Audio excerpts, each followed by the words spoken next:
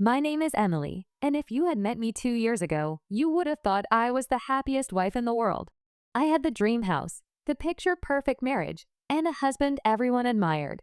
His name was Daniel. To outsiders, he was charming, successful, and the kind of man women secretly wished was theirs. To me, he was my whole world, or at least, that's what I believed. When I married Daniel, I thought I was stepping into a fairy tale. He was attentive, showered me with gifts, and made me feel like I was the only woman alive. Our wedding was extravagant, the kind of ceremony you only see in movies, and I walked down the aisle believing that this man would protect me, love me, and stand by me for the rest of my life. But fairy tales, as I painfully learned, often hide monsters behind the prince's mask. It started subtly, so subtly I ignored it. Late nights at the office, business trips that stretched longer than planned, the constant buzzing of his phone with messages he'd never let me see. He always had an excuse: deadlines, investors, important clients. And I wanted to believe him. I wanted to hold on to the dream. One night, I remember cooking his favorite dinner, rosemary chicken with mashed potatoes. I set the table, lit candles, even wore the silk dress he once told me made me look like a goddess. He walked in 3 hours late, barely touched his plate, and when I leaned in to kiss him, he turned his face away like I was just some stranger. Something in me cracked that night, but instead of confronting him, I buried my doubts. Because deep down, I was terrified of the truth. I thought, what if he doesn't love me anymore? What if everything we built was a lie? So I convinced myself that maybe I was overthinking. Maybe I just needed to try harder. And so I did. I planned weekend getaways. I sent him sweet little notes in his briefcase. I dressed up, smiled more, made myself smaller, quieter, anything to bring back the man I fell in love with. But the colder he grew, the louder my suspicions screamed. Then came the night that changed everything. It was a Thursday. Daniel told me he had a late meeting with a potential investor. Normally, I would have waited at home, restless and anxious, but something inside me pushed me to follow him. I grabbed my coat, slipped into my car, and trailed behind his sleek black BMW. My hand shook on the steering wheel, my heart pounding against my chest as though it wanted to escape. He drove across town, not to the business district, but to a quiet upscale neighborhood. He parked outside a house I didn't recognize, cut the engine, and walked up to the door like he belonged there. And then, God help me, I saw her. A woman, young and beautiful, with long dark hair and a smile that made her eyes glow. She opened the door, flung her arms around him, and kissed him like he was hers. He kissed her back with a passion I hadn't felt in months. I sat there in my car, frozen, gripping the steering wheel until my knuckles turned white. My stomach churned, bile rising to my throat. The man I had given my everything to, the man I trusted with my soul, was living a double life. I wanted to scream. I wanted to run up to that house, drag him out, and demand answers. But instead, tears blurred my vision, and I drove back home in silence. My body moved like a machine, but inside, I was crumbling. That night, I lay in bed alone, staring at the ceiling. The image of Daniel's lips on another woman replayed over and over in my mind. Every time I closed my eyes, it was there, mocking me, breaking me. The next morning, when he came home smelling faintly of perfume that wasn't mine, I plastered on a smile and asked him about his meeting. He lied effortlessly, looking me straight in the eye. And that was when I knew. My husband was not the man I thought he was. He was a liar, a cheater, a traitor. But here's the thing about me, I don't explode. I don't confront right away. No, I watch. I wait. And I plan. For weeks, I kept pretending. I cooked, I smiled, I even let him kiss me goodnight. But in secret, I started gathering pieces of his betrayal. Bank statements showing transfers to her account. Hotel bills with his signature. Pictures of them together. I built a folder of evidence so thick, it could crush him if I chose to. And as I collected every shred of his deceit, something inside me transformed. The Emily who once begged for love died quietly. What rose in her place was someone colder, stronger, and hungry for justice. I wasn't going to confront him like a desperate wife. No, I was going to make him pay in ways he'd never see coming. But the hardest part wasn't pretending with Daniel. It was seeing her, her. Because soon, fate brought her into my life in the most unexpected way. It was at a charity gala.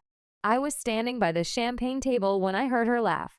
That same woman, the one who stole my husband's kisses, walked into the room, radiant in a red dress. And Daniel. He didn't even look guilty. He acted like nothing was wrong, like the world was his stage, and I was just an extra. Our eyes met, mine and hers. She smiled politely, not knowing who I was. She had no idea that the woman she was smiling at was the wife of the man she was sleeping with. I clenched my glass so tightly I thought it might shatter. My lips curled into a smile of my own, but behind it burned a storm she couldn't see. And in that moment, standing there, watching my husband laugh with her across the room, I made a silent vow. Daniel thought I would forgive his sins, but instead, I would make sure my revenge burned everything he loved. And little did he know, the fire had already started, because what I discovered next about that woman made me realize that destroying Daniel wouldn't just be about revenge, it would be about survival. They say the truth has a way of revealing itself at the worst possible moment. For me, it arrived like a splinter, small, sharp, and impossible to ignore. After that gala, I couldn't pretend anymore that everything was normal. The laughter, the casual touches, the way Daniel looked at her, each memory was a fresh wound. But I had a plan. I would push, pry, and pull until his secrets unraveled. I started with the small things that wouldn't raise suspicion. I learned his schedule, memorized the names of his clients, and casually asked harmless questions until he began to spill details without thinking. He thought I was the trusting, loving wife. He'd always underestimated me. One afternoon, while he napped on the sofa, jet-lagged from a business trip, I opened his laptop. My hands trembled so much I almost gave up. But then I found it, an email chain with her name in the subject line, flirtatious, confident, filled with plans for private dinners and secret getaways. There were photos attached, late-night hotel check-ins, selfies of them at some beach resort, his arm wrapped around her waist. He had become careless, and that carelessness was my weapon. When he woke up, I was in the kitchen, pretending to work on a tax form. He kissed the top of my head like nothing had changed. "Everything okay?" he asked, voice smooth as honey. "Fine," I replied, and the lie slipped out as if rehearsed. I wanted to throw the laptop across the room and expose him with a wild, humiliating confrontation. I wanted to tear his life into pieces in front of our friends and family. But revenge is an art, not a tantrum. I needed structure. I needed leverage. So I started to test the waters. I called his mother and feigned concern about his workload, subtly suggesting he might be burning out. His mother, bless her heart, called me later that week to say she was worried. I thanked her and arranged a fake doctor's appointment for him, one that conveniently required a follow-up consultation the day he was supposed to be with the other woman.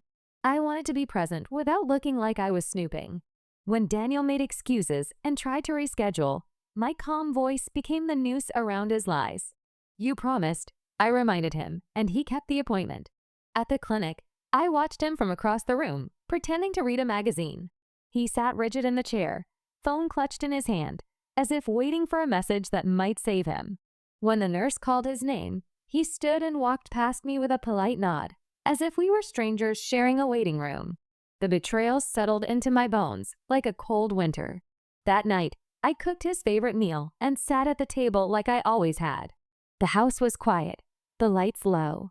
He checked his phone, smiled, and slipped into a warm half-embrace with me. For a heartbeat, I wanted to melt into him, to beg, to forgive, and to sleep like nothing had happened. But the folder under my bed was heavy with proof. It whispered that I could no longer be gentle. "Daniel," I said finally, my voice steady. "Why are you doing this to us?" He froze. His eyes flicked to my face, then away. "What are you talking about?" he said, too quickly. "Don't pretend you don't know," I said, and slid a printed photo across the table, two shadows embracing in a hotel lobby, his watch unmistakable on the man's wrist. The world held its breath. For a moment, he didn't speak. Then something in him broke. He laughed, not a real laugh, but the brittle chuckle of a man in a cornered animal's body.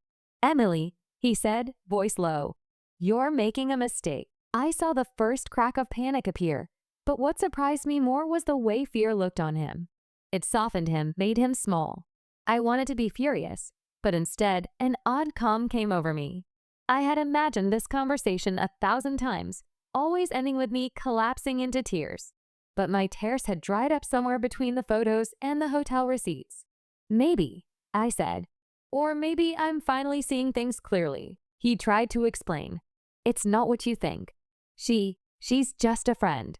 Work. It means nothing. His words had been rehearsed. They had no heat, no honesty. They slithered across the table and died. I let him talk for a while, collecting his lies in the same way I'd collected his receipts. When he left to clear his head, I followed him to his car, watching as he sat behind the wheel with his head in his hands. I was supposed to be the betrayed wife whose heartbreak led to either a quiet resignation or a dramatic public reckoning. But as days turned to weeks, I realized the real conflict wasn't just his betrayal, it was my decision to become someone he didn't recognize. He had a mistress. I decided to become his worst nightmare. So I began to play a dangerous game. I planted seeds of doubt everywhere. I left subtle hints for him to find. A text from an unknown number that I fabricated. A late-night voicemail with a woman's laughter in the background. I made sure his colleagues commented on his stress at parties. I patched together a narrative that painted him as unreliable to his friends and his investors. No one should feel safe in a life built on lies.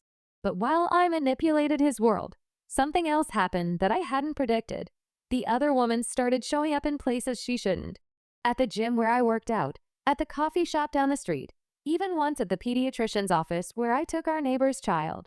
Coincidence? Fate? Or maybe arrogance? One evening, I spotted her through the glass of an art gallery, standing in front of an abstract painting, red dress reflecting in the glass like a blight. She laughed at something a man said. Her shoulders moved with the ease of someone who believed the world belonged to her. My first impulse was to confront her, to pull her by the hair and scream until someone called the police. But again, patience. She needed to feel safe. Instead, I started a different plan. If she wanted to be the other woman, she would be the other woman publicly. I whispered into the ears of people who mattered, friends, acquaintances, a few of Daniel's business associates, just enough to make her presence notable, to make her a visible blemish on our marriage. I wanted the fallout to be private first, devastating later.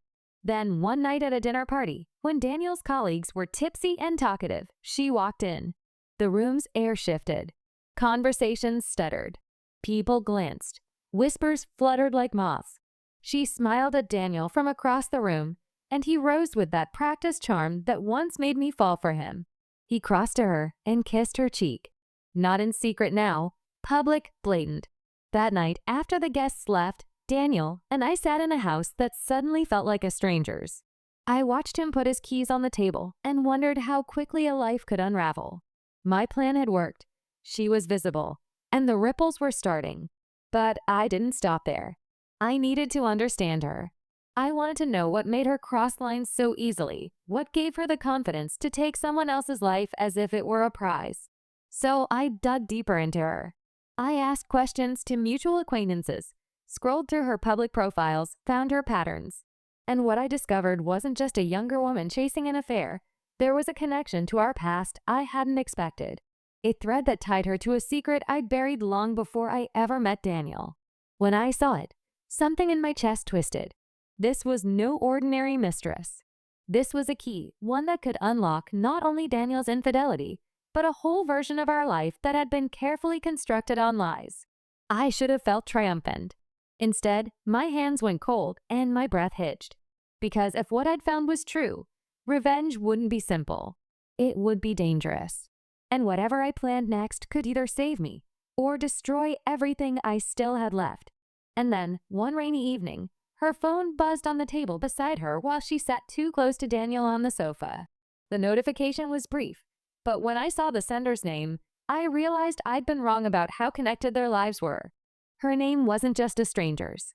It was carved into my past like an old scar that had never healed. Olivia. The moment I saw that name flash across her phone screen, my blood ran cold. Memories I had long buried clawed their way back to the surface. Memories of high school corridors, whispered rumors, and the girl who had once taken great pleasure in humiliating me. Olivia Parker. She wasn't just my husband's mistress. She was the same Olivia who used to corner me in the locker room, mock my thrift store clothes, and spread vicious lies about me to anyone who would listen. She was the reason I spent nights crying into my pillow as a teenager, praying for just one friend to stand up for me. And now, years later, fate had dragged her back into my life in the worst possible way. At first, I thought it was a coincidence, that maybe she didn't even remember me. But as I stared at her across the room, her hand grazing Daniel's arm like she owned him, something about her smile told me otherwise. She knew exactly who I was. And this wasn't just an affair. It was a game. That night, while Daniel showered, I sat on the edge of our bed shaking with rage. I had spent weeks collecting evidence of his betrayal, thinking I was preparing myself for revenge. But now the game had changed. This wasn't only about Daniel cheating. This was about Olivia, my old tormentor, coming back to finish what she started. And I wasn't about to let her win. The next morning, I put on my calmest face and suggested to Daniel that we host a dinner. Just us and a few friends, I said sweetly, pretending nothing was wrong. He hesitated, but I saw the flicker of relief in his eyes. Maybe he thought I was moving on, forgiving him. Maybe he believed his lies had worked. Good, let him think that. When the night of the dinner arrived, I made sure Olivia was invited. She came, of course, draped in a silk dress that clung to her like sin, her lips painted a venomous red. She greeted me with a hug, and I let her perfume choke me without flinching. "Emily," she cooed, "you look lovely." Her eyes said the opposite. I smiled back, my teeth clenched behind polite words. "So do you, Olivia." It's been a long time. Her eyebrows lifted in feigned surprise. "Oh, have we met before?" The lie dripped from her tongue like honey, and in that moment I knew she hadn't forgotten me. This was deliberate. Throughout the night, I watched them, Daniel stealing glances, Olivia leaning just a little too close. My friends, oblivious, chatted and laughed around us. But beneath the surface, the air between us three crackled with hidden war. At one point, I caught Olivia alone in the kitchen, sipping wine. I stepped in, shutting the door behind me. "You haven't changed," I whispered. She turned, her eyes narrowing. "Excuse me? You knew who I was the moment you saw me at the gala. Don't play dumb." Her lips curved into a cruel smile. "Ah, Emily. Always so dramatic. Of course I remember you. The shy little girl with hand-me-down clothes. I never thought you'd end up with a man like Daniel." She tilted her head mockingly. Guess some things in life really are unfair. The glass in my hand trembled, but I refused to give her the satisfaction of seeing me break. Instead, I leaned closer and whispered, "You're making a mistake, Olivia. You think you've won, but you have no idea who you're dealing with." Her laugh was soft and sharp, like broken glass. "And you think you can stop me?" Poor Emily. Always the victim. Before I could respond, Daniel walked in, looking between us with suspicion. "Everything okay?" Olivia smirked and brushed past me, placing a hand on his chest. "Perfect," she purred. When they left later that night, Daniel kissed me on the cheek as if nothing had happened. But his eyes betrayed him. They were nervous, calculating. He knew I was no longer in the dark. The next few days were a blur of planning. I spent hours digging deeper into Olivia's life, tracing her connections, her work history, her finances. And what I uncovered was darker than I imagined. Olivia wasn't just Daniel's mistress. She was desperate. Drowning in debt, blacklisted from her previous job, clinging to Daniel not out of love, but for survival. That was when it hit me. She wasn't here just to destroy my marriage. She was here because she needed what Daniel could give her. Money, security, status. And if she thought I would stand by and watch her strip me of everything I'd built, she was dead wrong. But while I plotted, I underestimated her. Olivia was not the naive girl I once knew. She was cunning, ruthless, and bold. She wanted my life, and she wasn't afraid to take risks to get it. One evening, I returned home early from a friend's gathering. I walked into the living room and froze. There she was, Olivia, sitting on my sofa, sipping wine from my glass, her legs crossed like she belonged there. And Daniel. Daniel didn't even look guilty anymore. He was sitting right beside her, their bodies so close it made my stomach turn. I felt the blood drain from my face, but I forced myself to stand tall. "What is this?" I asked, my voice trembling but strong. Daniel opened his mouth, but Olivia beat him to it. "We thought it was time you knew the truth," she said smoothly, her eyes glittering with malice. "The truth?" I repeated, my throat dry. Daniel reached for my hand, but I yanked it away. "Emily, I was going to tell you." Olivia leaned forward, her smile cruel and victorious. "Daniel doesn't want to live a lie anymore. He's choosing me." For a moment, the world tilted. My chest tightened, and I thought I might collapse right there. But then, through the storm of pain, a strange calm settled over me. I looked at Olivia, at Daniel, and I realized something important. They thought they had broken me. They thought this was the end of my story. But they were wrong. Because I wasn't the scared little girl Olivia once tormented. I wasn't the naive wife who believed in Daniel's lies. I was the woman who had been planning their downfall all along. I didn't scream. I didn't cry. I simply smiled, a smile so cold it made Olivia's eyes flicker with unease. "Thank you," I whispered. Daniel frowned. "For what?" "For showing me exactly how far I need to go," I said, my voice steady.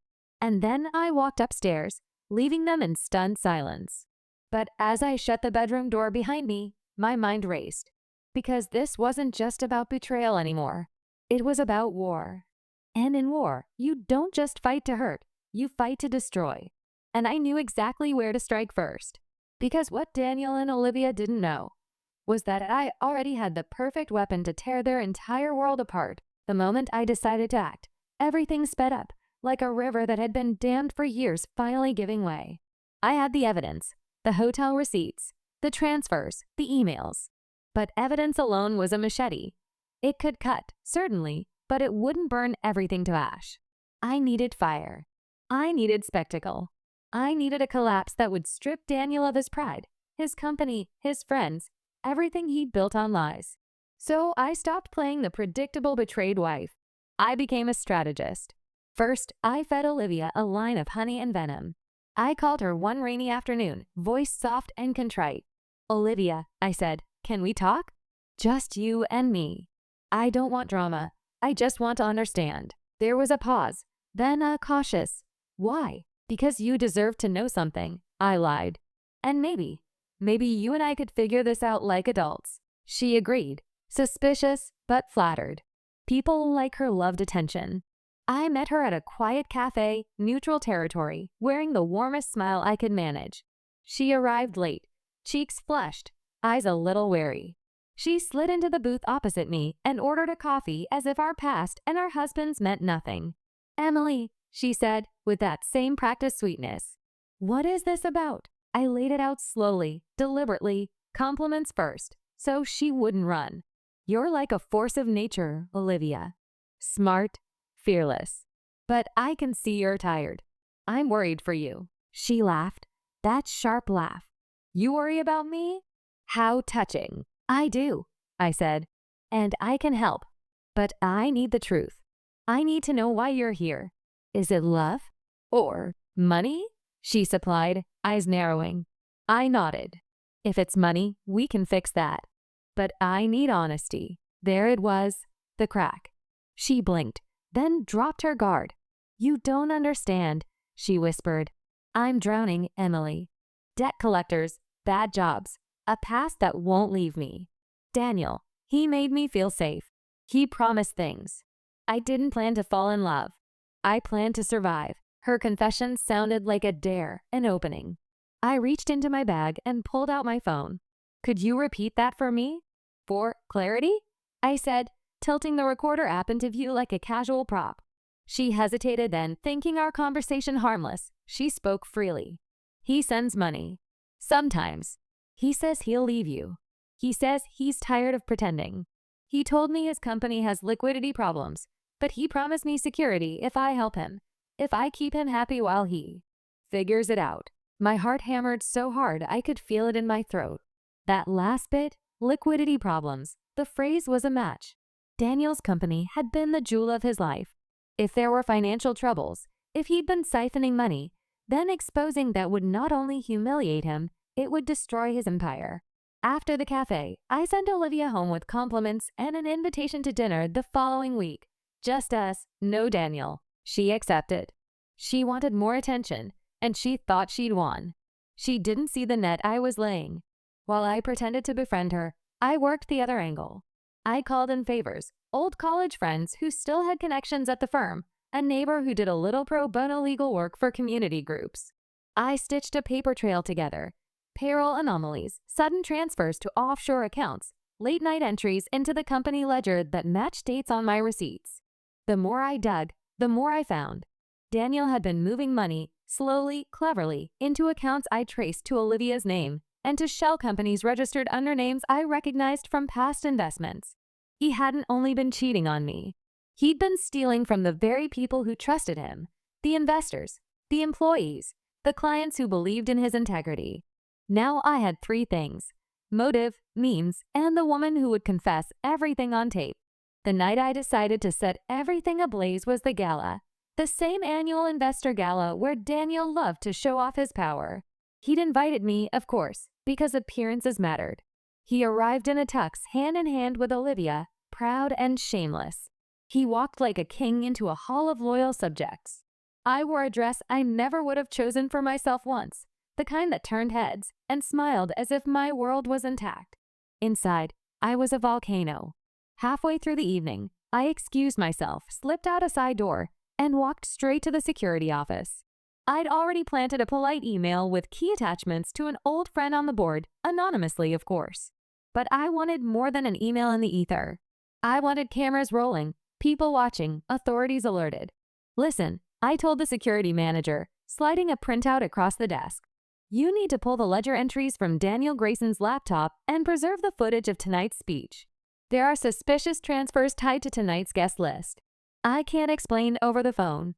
Please, just do it." He blinked, suspicious, but the name Grayson carried weight. He complied. At the gala, Daniel took the stage to applause, his speech glib, his smile practiced. I watched as he looked at me, a glint of triumph in his brow. He thought he had me fooled. He thought Olivia at his side was the finale. Then the lights shifted, and the room's hum was pierced by a commotion. The head of the investors committee had stood up and asked, calmly, for the room to quiet. A man with a tablet began to project images onto the grand screen, screenshots of transfers, photos of hotel check-ins, bank statements with Daniel's signature. A hush fell like snowfall. Daniel's face changed. Color drained. He tried to laugh it off, but there it was, panic. People reached for their phones. Someone asked where the cops were. Olivia's hand clutched his elbow like a drowning person clinging to a raft. I watched him shrink, watched his empire wobble under the quiet acceleration of truth. He whispered to Olivia. She looked at him, then at me, with something like hatred and surprise. Security moved quickly. Men in suits surrounded Daniel, asking calm questions, their voices polite but iron. I saw his colleagues shift position, eyes darting, alliances forming like cracks in old paint. Investors whispered about breaches of trust, about recalls, about legal consequences. From the back of the ballroom, I heard a single, stifled sob. Probably Daniel's mother, probably an investor who'd lost everything to his charm. The sound lodged in my chest like a knife twisting. I smiled. Not loudly. Not triumphantly. Just a small smile that tasted like victory and bitter coffee. When the men in suits escorted Daniel out, he looked at me. For a second, his eyes pleaded. "Emily," he mouthed. But my mouth was a stone. He had spent years teaching me how to believe illusions. Tonight, those illusions burned. I turned to Olivia, who was pale and trembling. She was being led away to questions, subpoenas, the beginnings of a very public unraveling. I felt a ripple of something unexpected, relief, yes, but also a hollow ache. Revenge had worked. The first domino had fallen. And then, as I stood under the glittering chandeliers and watched the crowd disperse into a storm of whispers, my phone buzzed. A message from an unknown number read, "You think this is the end? Check your accounts." My fingers fumbled. I opened my banking app. Every account I owned, joint accounts, savings, the one under my maiden name, was empty. The blood left my face, and in that moment I realized I had set their world on fire, yes. but the flames were spreading in ways I had not foreseen. As my screen flashed zeros across every balance, I understood with cold clarity that destroying Daniel might require me to sacrifice everything I still had, unless I could find the one person who had the key to undoing it all. When I looked at my empty accounts, something cold slithered through me, part panic, part clarity. Panic made my hands shake. Clarity gave me direction. I had lit a fire to burn Daniel's lies, and the flames had scorched me too. But I'd never been one to run from heat. I ran through it. First, I called Olivia. Her phone went straight to voicemail. I called Daniel. No answer. I called the bank's fraud department, my voice steady, explaining that my accounts had been emptied and that I needed immediate help. They put a temporary freeze on outgoing transfers, only a temporary reprieve, but it bought me minutes. Minutes, I learned quickly, were a currency more valuable than money. I used them to call a lawyer I trusted, an old friend from college who owed me favors and knew how to move with speed when reputations were on the line. "This looks coordinated," he said after I explained what had happened. "Someone wiped your accounts and timed it to the gala. We can try to trace it, but if the transfers went offshore or through shell accounts, it'll be messy." "Then make it messy," I told him. "Freeze what you can. Pull logs. Subpoena whatever the hell we need.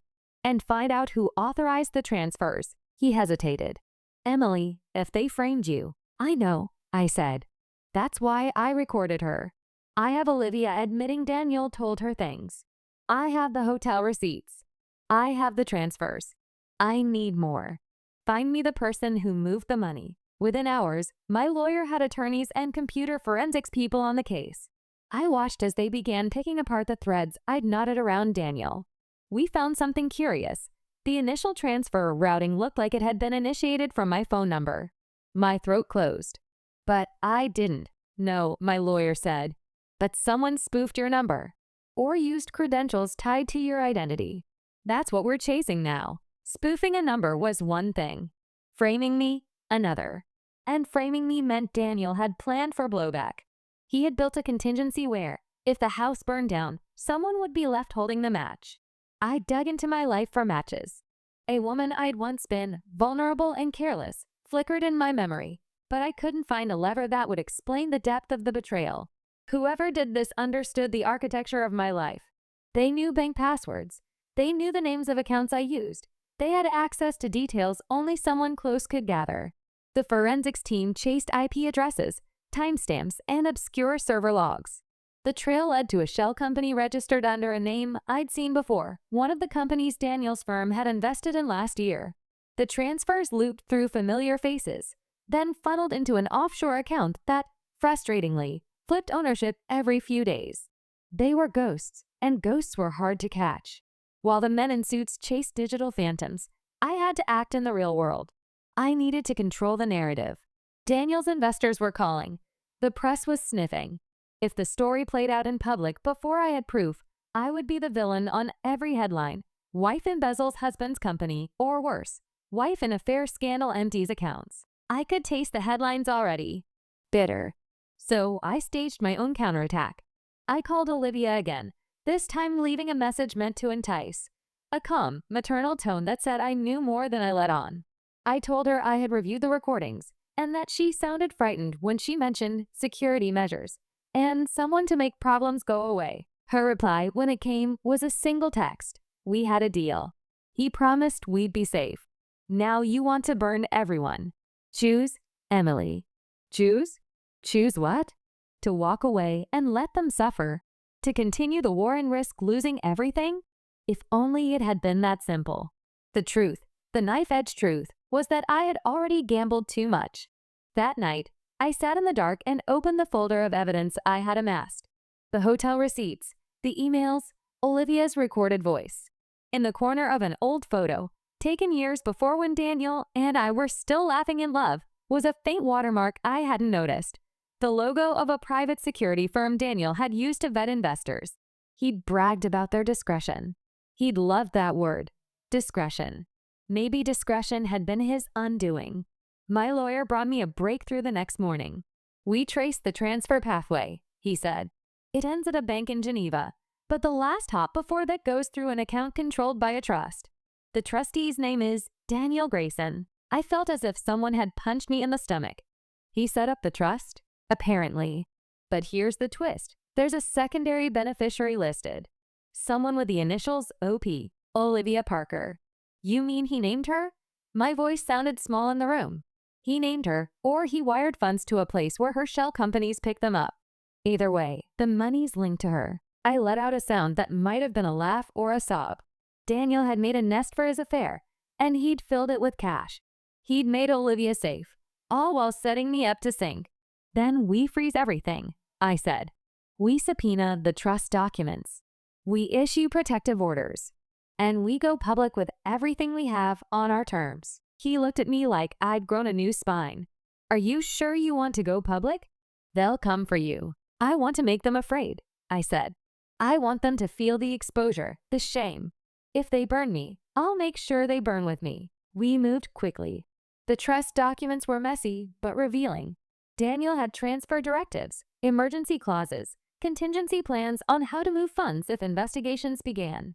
And then, like a hand reaching out through the paperwork, I found the clause that unsettled me the most, a revocable transfer that could be activated by a code phrase, one that Daniel had whispered to me once in private when we thought secrets were harmless.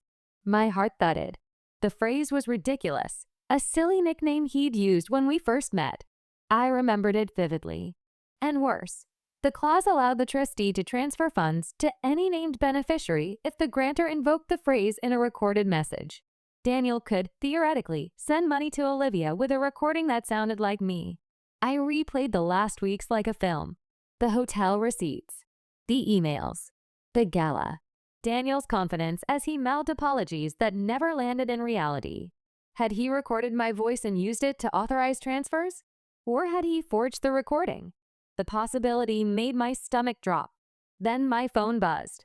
A message from an unknown number. You should come home. Now. I drove like someone possessed. The streetlights blurred into streaks. My house stood where it always had, but as I pulled into the driveway, I noticed lights on inside, something unusual. My legs felt leaden as I climbed the steps. I opened the front door. Olivia was in my living room, sitting on my couch, legs crossed, wearing the same red dress she'd worn to the dinner party. She smiled at me with that same venom-laced charm. Beside her, on the coffee table, was an envelope. Inside it, a photograph lay face up. I recognized it instantly. It was me years earlier, embracing a man I'd known briefly in college. Mistake. A foolish night. A secret I'd tucked away like a broken ornament. The kind of thing that wouldn't have mattered in the world I thought I had. But in this world, this war could be used as oil on a fire. Olivia's eyes glittered. You really thought you could play with fire and not get burned, didn't you? She asked softly. Before I could answer, Daniel's voice came from the doorway behind her, calm, controlled, but now threaded with something I couldn't name. Emily, he said, and when I turned, he was not alone. Two men in suits followed, their faces unreadable. One of them held a badge. The air in my chest tightened in a way that felt like the room was collapsing in on me. I was surrounded by my husband, by the woman who'd taken him, and by law enforcement who looked like they had come not to protect me but to arrest. Olivia stood and extended the photograph toward me like a peace offering or a weapon. You can still save yourself, she purred. Help us, Emily. Tell them you authorized the transfers. Tell them you wanted to ruin Daniel's company. Say it, and maybe things won't get worse for you. My mouth went dry. The men in suits watched me expectantly. Daniel's face was a mask. No pleading now, only that cold, practiced look of a man who had always believed he could control every outcome. For a heartbeat, everything froze. Then my phone vibrated in my pocket. Another message from the unknown number. We saw the transfer. We traced the signature. Meet us at the bank. Now, bring Olivia's confession. My fingers tightened on the photograph. I could feel the weight of all the decisions I had made, the lies I'd allowed, the revenge I'd chosen. If I confessed to something I didn't do, I would save nothing. If I refused, they would use my past like a blade until I bled. I looked at Daniel, at Olivia, at the badge on the man's chest, and I realized that the war I'd started had become more than revenge. It had become survival in every sense. And as the two men in suits closed in, shadows swallowing the light, I understood the final truth. Sometimes, the person you most need to destroy isn't the one who betrayed you, but the one who still stands between you and the truth. I had a choice: save myself by lying to the world, or tell the truth and watch everything I loved burn to ashes. And in that moment, as the men reached for me, I made a decision that would change everything.